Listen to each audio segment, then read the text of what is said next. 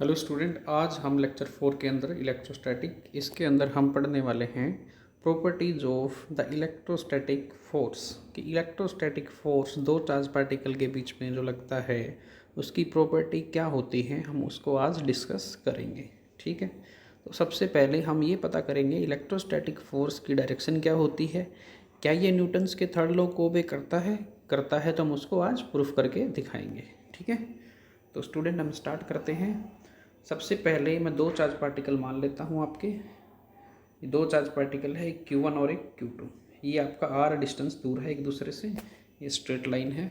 ठीक है, तो ये आपके दो चार्ज पार्टिकल R डिस्टेंस दूर है, यहाँ पर R इनके बीच का डिस्टेंस है, ये Q1 है और ये Q2 है। अगर मैं मान लूँ कि Q1 भी पॉजिटिव है और Q2 भी पॉजिटिव है तो स्टूडेंट पॉजिटिव पॉजिटिव चार्ज भी रिपेल करेंगे, अगर दोनों नेगेटिव होंगे तो भी रिपेल करेंगे। ठीक है, दोनों पॉजिटिव हैं तो भी रिपल्सन होगा, दोनों नेगेटिव है तो भी रिपल्सन होगा। एक पॉजिटिव दूसरा नेगेटिव तो क्या होगा, अट्रैक्शन होगा। ठीक है, तो ये फोर्स का नेचर हो गया। अब डिस्कस करते हैं इसकी डायरेक्शन क्या है। क्या ये लगने वाला फोर्स जो Q1 है वो फोर्स लगाएगा Q2 पे, वो उसको रिपेल करेगा तो डायरेक्शन इधर आएगी, इधर आएगी, इधर आएगी या ऐसे आएगी। इनमें से कौन सी डायरेक्शन में फोर्स लगेगा, क्या आप बता सकते हो डायरेक्शन कौन सी होगी? ठीक है, तो जो डायरेक्शन जो फोर्स लगाएगा Q1 वो ना तो ये होगा, ना वो ये होगा, ना ये होगा, वो ये होगा।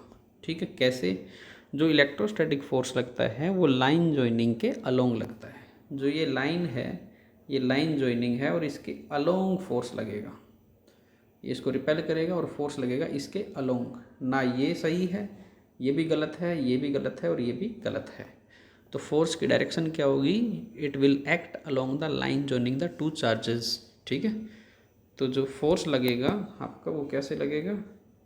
ये Q1 और ये Q2, ये आपका R डिस्टेंस है, ये लाइन जॉइनिंग है, इसको बोलते हैं line joining the two charges.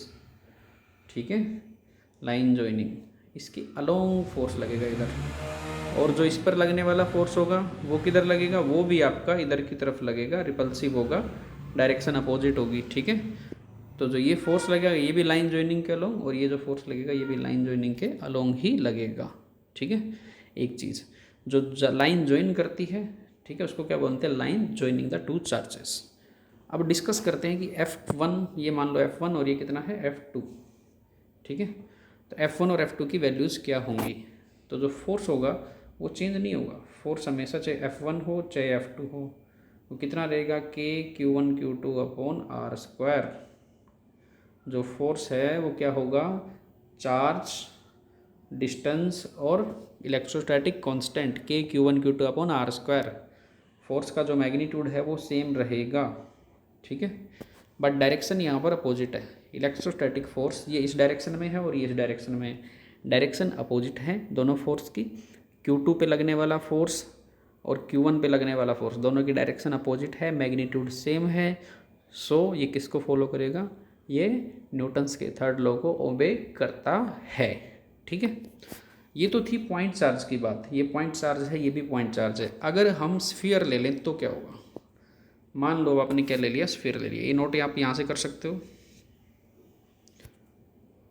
R is the center to center distance, force acting between them two charges, obeys Newton's third law। Point charge के बारे में पढ़ लिया हमने, अब पढ़ेंगे मगर हमारे पास कौन सा चार्ज हो। अगर हमारे पास स्फीयर हो, मान लो हमारे पास दो स्फीयर है, ठीक है स्टूडेंट, और ये इसका रेडियस भी R है, इसका रेडियस भी R है, और ये डिस्टेंस यहाँ से यहाँ भी R है। ठीक है, तो हम इसको कैसे सोल्व करेंगे? दो स्फीयर मान लो, एक ये और एक ये, तो ये डिस्टेंस आपकी 4R, इसका रेडियस R, इसका रेडियस भी R, इसका जो सेंटर है वो C1 मान लो, इसका सेंटर जो है वो C2 मान लो, C2 इसका सेंटर, C1 इसका सेंटर, ये चार्ज Q1 और ये चार्ज Q2। अब हम जो डिस्टेंस है वो कहाँ से लें? यहाँ से लेकर यहाँ तक लें या सेंटर टू सेंटर? तो ये डिस्टेंस होती है R, ये आपका सेंटर टू सेंटर होती है। ठीक है, कितना आएगा? सेंटर टू सेंटर डिस्टेंस आपका आएगा। मान लो अगर ये 6R है तो आपका टोटल डिस्टेंस कितना हो जाएगा? 6R यहाँ से प्लस R, फिर ये इतना, ये भी प्लस आर, टोटल कितना हो जाएगा 8r। तो आप फॉर्मूले में क्या पुट करोगे, KQ1Q2 अपॉन 8r का स्क्वायर, क्योंकि डिस्टेंस जो लेनी है वो सेंटर टू सेंटर होती है। किसके लिए, जब आप स्फेरिकल चार्ज का यूज़ करोगे तो। ठीक है स्टूडेंट, पॉइंट चार्ज के लिए सेंटर टू सेंटर डिस्टेंस की कोई नीड नहीं है। पॉइंट चार्ज ऑलरेडी क्या है, सेंटर टू सेंटर ही डिस्टेंस माना जाता है। ठीक है, तो क्लियर हुआ कौन कौन से पॉइंट थे।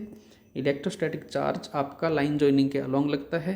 ठीक है, और ये न्यूटन्स थर्ड लॉ को ओबे करता है। अगर आप स्फीयर ले लेंगे तो फोर्स लगेगा सेंटर टू सेंटर, जो डिस्टेंस लेनी है वो सेंटर टू सेंटर आपको लेनी है। ठीक है, तो ये 3 प्रॉपर्टीज़ इसकी हो गई। ठीक है, तो ये 3 प्रॉपर्टी को आपको इसमें रीड करना है। इसके बाद जो है वो हम पढ़ेंगे Coulomb's law in vector form. ये नेक्स्ट टॉपिक है, ये अगले टॉपिक में हम कवर करेंगे। Thank you.